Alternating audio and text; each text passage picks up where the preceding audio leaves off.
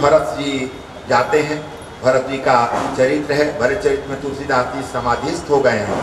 इतना भरत जी का प्रेम है कि देखकर कोई भी आप वहाँ विवल हो जाएंगे सब आप। और कह रहे हैं कि नहीं, जैसे जैसे वो गए हैं तैसे तैसे ही मैं जाऊंगा। वो खाली पैक गए हैं तो मैं भी खाली पैक जाऊंगा। और निषाद राज जब बोलता है कि नीचे इसी घास फूस पर सोए थे रात्रि में, तो कह रहे हैं कि मैं भी घास फूस पर ही सोऊंगा। और जब राम जी का भेंट हो गया, अब पादुका लेकर आए, तब कह रहे हैं कि राजा जब धरती पर सो रहा है तो सेवक धरती के नीचे सोएगा। और गाठा खोन कर गांव में ना, वो गाठा खोन कर धरती में गुफा बनाकर नीचे सो रहे हैं कि राजा जब धरती को सोता है तो सेवक तो धरती के नीचे सोएगा। कैसी भक्ति है। और इतना ही नहीं, धरती के नीचे सोएगा तो राजा जो खाता है कंदमूल, तो मैं निराहारी रहूंगा, खाऊंगा नहीं। जब राजा ही कंदमूल खा रहा है तो मैं उसका भी त्याग करूंगा। तब क्या करते हैं, गाय को अनाज जो खाती थी और गोबर जो करती है, उसी गोबर को पानी से धोया जाता था। उसमें जो अनाज बचता था और शेष बचने के बाद नहीं पचता है गाय के पेट से, तो उसको धोकर और उसी के अनाज का इस्तेमाल करते थे। अब जरा सोचिए कि कितना कठिन साधना था। इसीलिए कहा जाता है कि रामचंद्र जी से भी कठिन साधना था भरत जी का।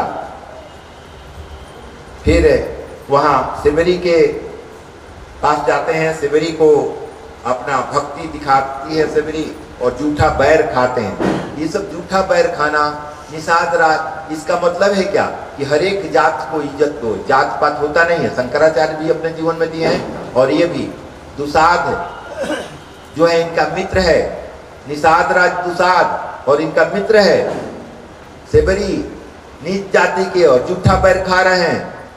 और आज हमको बुझाता है कि बैस तो जूठा बैर खाएंगे क्या। राम जी के भक्त हैं लेकिन अलग रहना चाहते हैं। कहा जाना भैया का है, रामचंद्र जी जैसा, पहले कहा गया कि रामचंद्र जी जैसा कृपा तभी मिलेगी, रामचंद्र जैसा आचरण करोगे। लिखा हुआ कि रामचंद्र जी का आचरण करोगे तब उनकी सेवा मानी जाएगी। तो तुम सेवा तो फिर जात पात कहाँ से आ गई, छुआछूत कहाँ से आ गई। वो तो जूठा बैर खाते हैं, वो तो निषाद राज को दोस्त मानते हैं, साथ रहते हैं। राक्षसों के साथ भी, राक्षसों के साथ ऐसा हुआ कि विभीषण भी आया तो गले लगा लिए। ऐसा नहीं कि राक्षस का भाई है और ये इसको मैं त्याग दूं। तो कहने का मतलब है कि जो भी है आप चाहेंगे तो कर सकते हैं, नहीं चाहेंगे तो कुछ भी नहीं मिलेगा। हरे राम राम राम हरे हरे, राम हरे राम, राम राम हरे हरे, हरे कृष्णा कृष्ण कृष्ण हरे हरे, हरे कृष्णा कृष्ण कृष्ण हरे हरे। जय गुरु जय मान जय हनुमान, संकट मोचन कृपा निधान। जय गुरु जय मां जय हनुमान, संकट मोचन कृपा निधान। जय गुरु जय मां जय हनुमान, संकट मोचन कृपा निधान। जय गुरु जय मां जय हनुमान, संकट मोचन कृपा निधान। हम लोग 9 स्कंध में चल रहे हैं। 9 स्कंध है प्रभु सूर्यवंशी प्रभु राम का कथा है। प्रभु राम मर्यादा पुरुषोत्तम हैं। बगैर मर्यादा के प्रेम और मर्यादित हो जाएगा। इसलिए कृष्ण लीला के पूर्व राम का गुणगान आया है।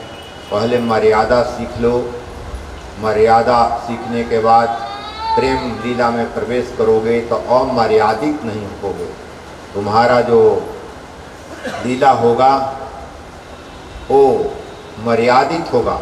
इसलिए गृहस्थ आश्रम के पूर्व प्रभु राम का चरित्र जानना आवश्यक है, क्योंकि गृहस्थ आश्रम में जो प्रेम लीला है वो अमर्यादित न हो जाए, इसलिए प्रभु राम की कथा आई है। पहले प्रभु राम ऐसे भी जब मैं सीखने जाता हूँ तो पहले सीधा सीधा शब्दों का अध्ययन करते हैं, फिर टेढ़े शब्दों का। तो प्रभु राम का लिखना आसान है, इसलिए आसान पहले समझ लें तो क्लिष्ट जो टेढ़ा है उसको समझेंगे, अन्यथा अमर्यादित हो जाएंगे। भक्त और भगवान एक हैं, भक्त और भगवान एक हैं। शास्त्र कहता है कि भक्त और भगवान एक हैं। भक्त भी वही या भगवान भी वही। हनुमान जी से पूछा गया है कि आप इनके कौन हैं? कहते हैं कि मैं ये स्वामी है, मैं सेवक हूँ। ये भगवान है, मैं भक्त हूँ, लेकिन तत्वतः दोनों एक ही हैं। तत्व के रूप में जब देखेंगे तो आत्मा आत्मा है। तत्व से अलग होते हैं तो सेव्य और सेवक होते हैं, भगवान और भक्त होते हैं, गुरु और शिष्य होते हैं। शंकराचार्य के जो अपना उनका विनती है वो कहते हैं कि मैं न शिष्य हूँ, न गुरु हूँ, न शिष्य हूँ। ना सुबह में प्रातः आप लोग लगा देते हैं, वजह है ना, ये वो हम शिव मैं शिव हूँ, शिव हूँ। कुछ भी नहीं है, न पुत्र हूँ, न पिता हूँ, न माता हूँ, मैं शिव ओम चिदानंद रूपम शिव ओम, चिदानंद रूप, चित्त के आनंद के रूप में मैं विद्यमान हूँ। चित्त स्मरण वाले को कहते हैं बराबर आनंद का ही उपभोग में करना। भक्त और भगवान एक हैं। ब्रह्म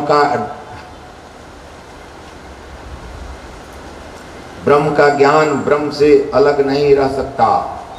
भक्त और भगवान एक है तो ब्रह्म का ज्ञान ब्रह्म से अलग नहीं रह सकता। यानी कि आत्मा ही ज्ञान का पुंज है। आपकी आत्मा जो है उसी में ज्ञान अवस्थित है। ज्ञान कहीं बाहर नहीं बिकती। बाहर के ज्ञान होती हैं रोटी कपड़ा मकान के लिए।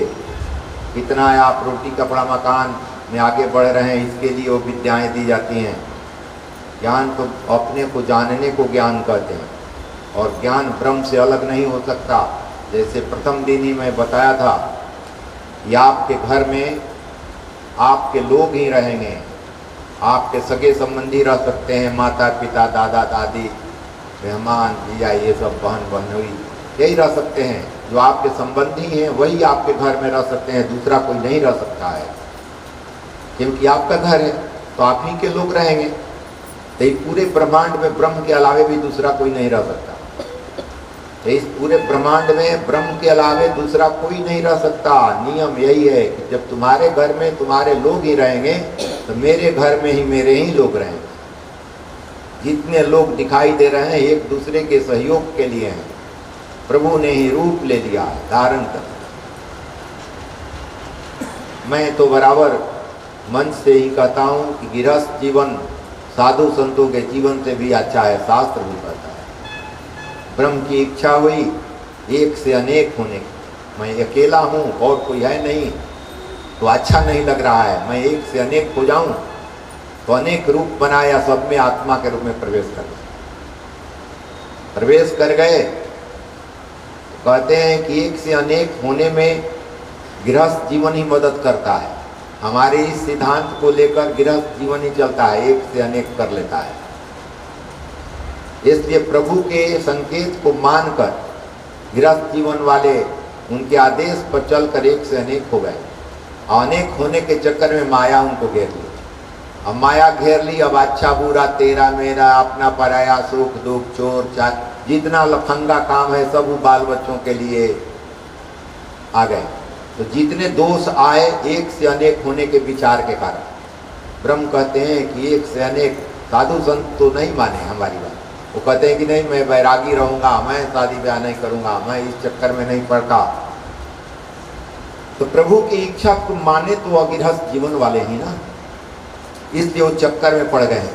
तो साधु संतों का काम है कि जो प्रभु की बात मानकर जो चक्कर में पड़ गया, प्रभु के इच्छा को मानकर जो चक्कर में पड़ गया है, तुम जाओ और जो चक्कर में पड़ गया है, अशांत जीवन जो जी रहा है, उसको अपने ज्ञान से कुछ ऐसी बता दो उसी घर में जाकर कि उसको आनंद आ जाए।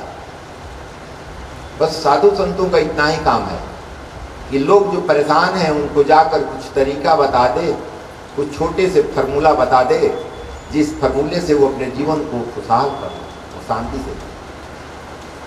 तो ये सारे शास्त्रों की बात या संत अपने जीवनी कहते हैं या आप जानते हैं, वो सब यही बताते हैं कैसे जीवन जियोगे परिवार के साथ समाज में रहकर। रामायण में बताया गया है मातृ प्रेम, पितृ प्रेम, भातृ प्रेम, पति प्रेम, पत्नी प्रेम का सर्वोच्च आदर्श। रामायण में क्या है? सर्वोच्च आदर्श है। माता पिता को राम से ज्यादा कोई नहीं मान सकता, भाई को राम से ज्यादा कोई नहीं मान सकता, पत्नी को राम से ज्यादा कोई नहीं मान सकता, दोस्तों को राम से ज्यादा कोई नहीं मान सकता, राक्षसों को राम से ज्यादा कोई नहीं मान। वो एक सीमा उन्होंने खींच डाली, इस सीमा तक तुम जा सकते हो। इसलिए मर्यादा पुरुषोत्तम है। मर्यादा का पालन करने में सीता जी को वन में वो रामचंद्र जी ने नहीं भेजा था। वो दुखी रहते थे कि लोग ऐसे ऐसे आरोप लगा दिए हैं, लेकिन सीता जी से कहते नहीं थे कि आरोप तुम्हारे का लगा है। सीता जी अपने गुप्तचरों से पता लगाएं कि उदास क्यों रह रहे हैं। एक दिन गए थे नगर घूमने के लिए, और एक दिन नगर घूमने के लिए गए और आए तो सबसे उदास ही रह रहे हैं, कुछ बताते भी नहीं हैं। तो अपनी जो उनकी गुप्तचर थी सीता जी के, उसको छोड़िए कि कहाँ कहाँ गए थे पता लगाओ, और कैसी कैसी घटनाएं घटी इनके साथ कि उदास क्यों रह रहे हैं। पहले इतनी खुश रहते थे, उदास क्यों रहते हैं? अपनी उदासी का कारण भी नहीं बता रहे हैं।